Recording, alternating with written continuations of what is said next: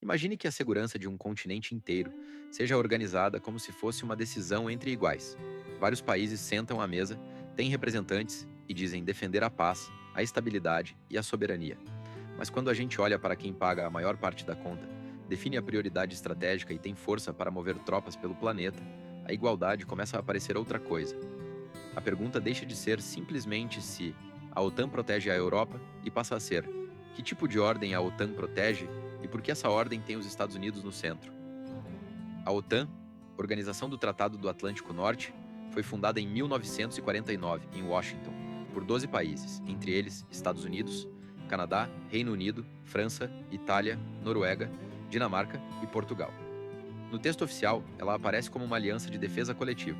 O ponto mais famoso é o artigo 5, que diz que um ataque armado contra um ou mais membros na Europa ou na América do Norte será considerado um ataque contra todos. Essa é a imagem mais repetida. A OTAN como escudo e como guarda-chuva militar diante de ameaças externas. Mas nenhuma instituição militar desse tamanho pode ser entendida apenas pelo que diz sobre si mesma. A forma jurídica é defensiva, mas a função histórica precisa ser analisada dentro das relações de poder que produziram essa aliança. A OTAN nasceu no começo da Guerra Fria, quando os Estados Unidos saíram da Segunda Guerra Mundial como a maior potência capitalista do planeta, enquanto a União Soviética aparecia como o principal polo socialista e o grande adversário estratégico do Ocidente. A Europa estava destruída, endividada, socialmente instável e politicamente disputada. Havia partidos comunistas fortes, sindicatos organizados, medo de revoluções e uma enorme necessidade de reconstrução. Nesse cenário, os Estados Unidos não atuaram apenas como protetores externos. Eles ajudaram a reorganizar a Europa Ocidental. A doutrina Truman deu o tom político e ideológico da contenção ao comunismo. O Plano Marshall financiou a reconstrução econômica, mas também amarrou essa reconstrução à liderança norte-americana. A OTAN completou essa arquitetura no plano militar. Com isso, a OTAN é parte de uma parte específica do imperialismo. Não o imperialismo colonial clássico, com administração direta de territórios e domínio formal sobre colônias, mas um império informal, baseado em alianças, bases, finanças, instituições, comando militar e capacidade de organizar outros estados capitalistas, dentro de uma mesma ordem. Os países europeus continuaram soberanos no papel. Tinham eleições, parlamentos, governos próprios e interesses nacionais. Mas sua segurança estratégica passou a ser estruturada por uma potência externa. Isso não quer dizer que a Europa tenha sido simplesmente obrigada a aceitar tudo. A hegemonia não funciona só pela força bruta. Ela também funciona pelo consenso, pelo medo, pelo interesse compartilhado e pela dependência. Muitas elites europeias queriam a presença dos Estados Unidos. Para elas, isso era uma garantia não só contra a União Soviética, mas também contra o avanço da esquerda dentro da própria Europa. A presença militar norte-americana ajudava a estabilizar o capitalismo europeu num momento em que a crise do pós-guerra poderia abrir outros caminhos históricos. O convite europeu aos Estados Unidos existiu, mas era um convite dentro de uma relação profundamente desigual. Durante a Guerra Fria, a explicação oficial parecia simples. A OTAN existia para conter a União Soviética, mas essa versão costuma inverter a ordem dos acontecimentos. A OTAN foi criada em 1949. O Pacto de Varsóvia, liderado pela URSS, só apareceu em 1955, depois que a Alemanha Ocidental foi incorporada à OTAN e o Bloco Ocidental avançou no seu rearmamento. Isso não torna a política soviética inocente nem apaga a dominação exercida por Moscou sobre o leste europeu, mas impede uma leitura ingênua da história, como se a OTAN tivesse nascido apenas como reação a um bloco militar soviético já formado.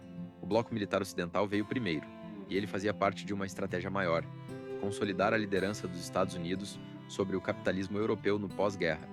A própria Alemanha Ocidental é um exemplo importante. Depois de duas guerras mundiais, reintegrar a Alemanha ao Ocidente era uma tarefa delicada.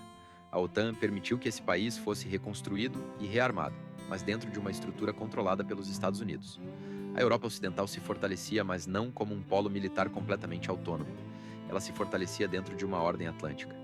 Essa é uma diferença decisiva. A OTAN não apenas protegia a Europa, ela moldava o tipo de Europa que poderia existir no pós-guerra. O grande teste para entender a verdadeira função da OTAN veio em 1991, com o fim da União Soviética.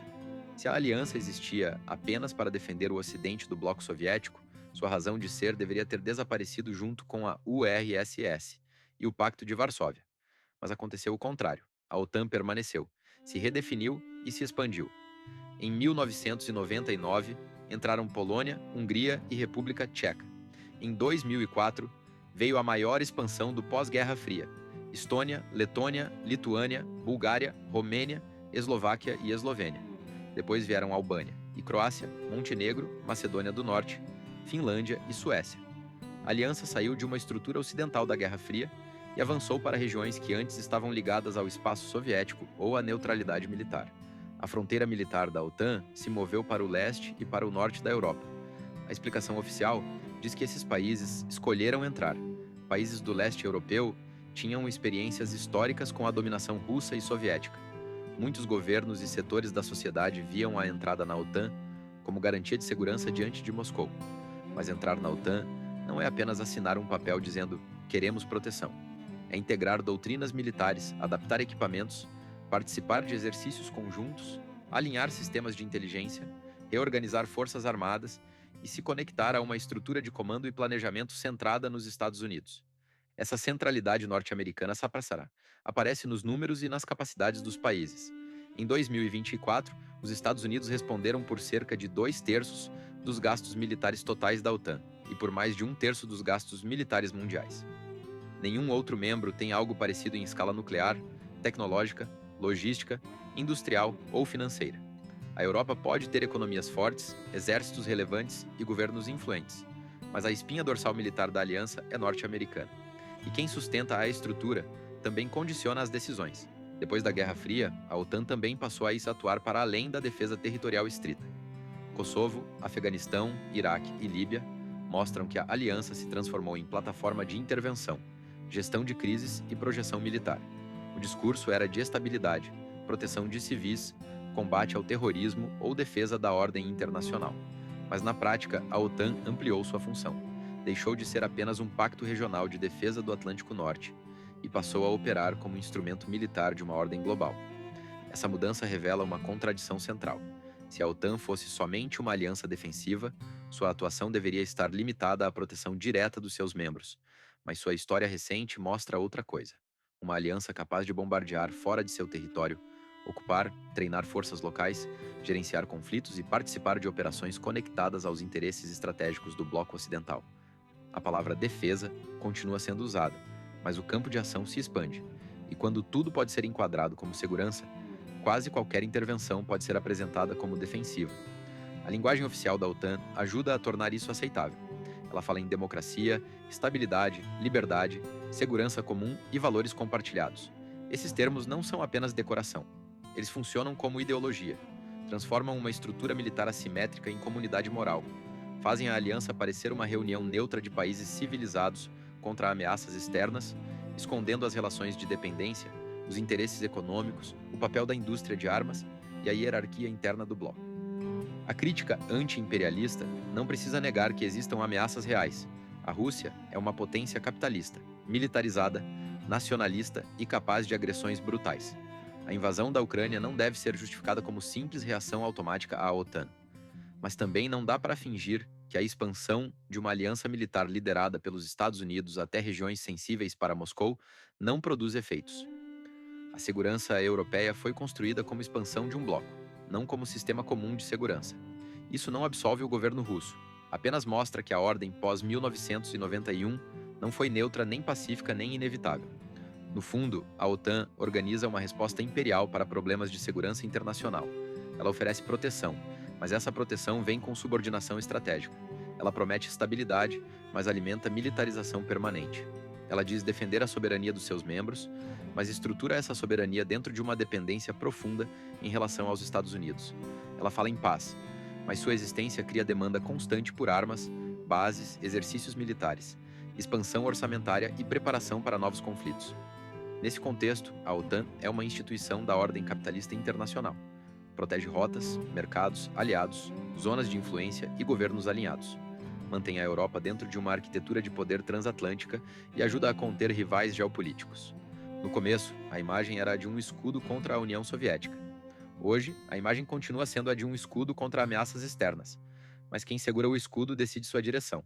Quem depende dele ajusta seus movimentos. Todo império diz defender alguma coisa: a ordem, a civilização, a liberdade, a estabilidade, a paz. A pergunta é quem define o significado dessas palavras, quem comanda os instrumentos dessa defesa e que mundo é mantido quando essa máquina continua se expandindo.